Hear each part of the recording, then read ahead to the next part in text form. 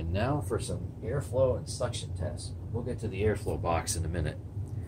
But I want to see what it has in the airflow story when you connect this hose to this piece right there feeding the power nozzle.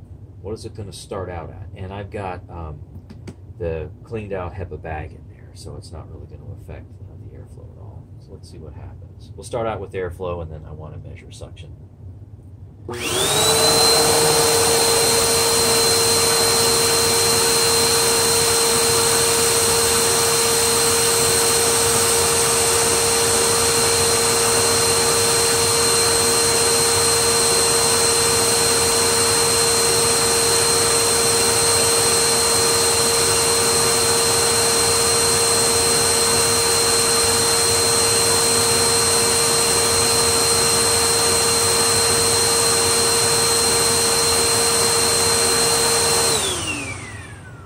I did take a look, by the way. The ratings plate here says 8 amps. I did take a look on my current meter, and just using this machine like it is, in other words, it's not actually vacuuming, it does pull 8 amps. Under load, it might be a little different. So if we do 2342, we're looking at about 61 CFM, and that 61 CFM is going to be with this connected right here. So I'm going to pull this off, and let's do a suction test.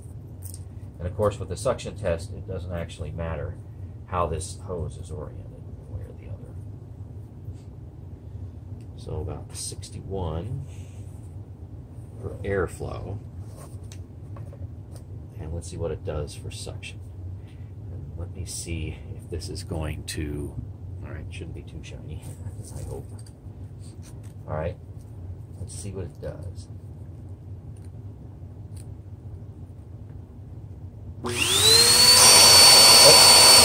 Oh. It's got that relief valve. All right, let me look at that again. I saw over 40. Let me see if I can do it and catch this a little bit differently. All right, I'm going to give it a 50. I think that's pretty much where it popped, right around in there. It may have a little more than that.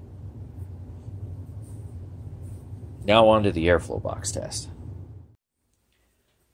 No bags at all in this Bissell. Let's see what kind of raw airflow we get.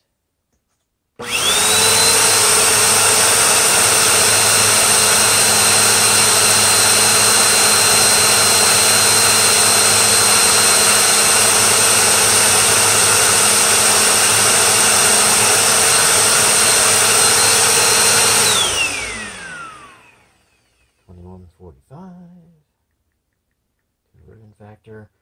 Okay, so 56 CFM, 55.98, so that's going to be 56 CFM with no bags.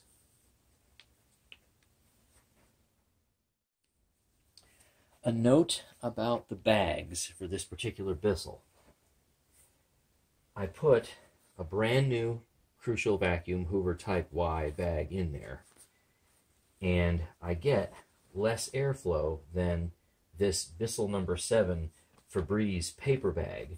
Well, at least when this bag's empty. I'm sure when it starts to fill up, it's going to lose airflow like a stone. But as you can see, there is a length difference. And even though the width isn't so much of a problem, you're going to have to kind of pack this bag around the bottom a little bit. Well, not around the bottom of this bag, but inside the actual bag cavity. So it does affect the initial airflow a little bit. This ends up being a little bit lower, but because I'm all HEPA here, I'll show you what the airflow is. But you know something that really is different? I mentioned this before with the collars. This collar makes a very tight fit. This collar is a very loose fit. So I imagine after some time, if you use a HEPA bag with a good collar fit, you're not going to get a whole lot of dust buildup or blow-by into the motor, or at least the pre-motor filter. This one, I think you probably will, because this is, I mean, a really loose fit. It's got a good rubber seal here, but I mean, this one does not, but this doesn't fit on very tightly. Anyway, clean HEPA bag, And let's see what we got.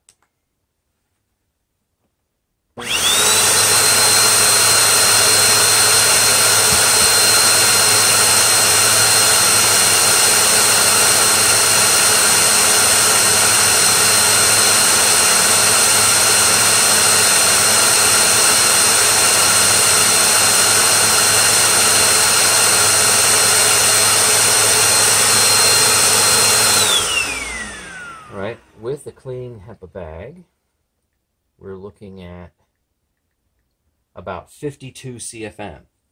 So that is much better than this guy right here that has 39 CFM. But this is a smaller brush roll and has a little more CFM, CFM density than this one will, because this is a much larger brush roll. But still, 39 and, well, 52 rounded, really. So that's not bad. I mean, $40 bag vacuum, 52 CFM. Let me see. What else do I have in my collection that gets 52 CFM at the nozzle? Oh, look what showed up. A Dyson DC65. Yep, that's right. 52 nozzle CFM. A lot more suction at the nozzle, to be sure, but the same airflow.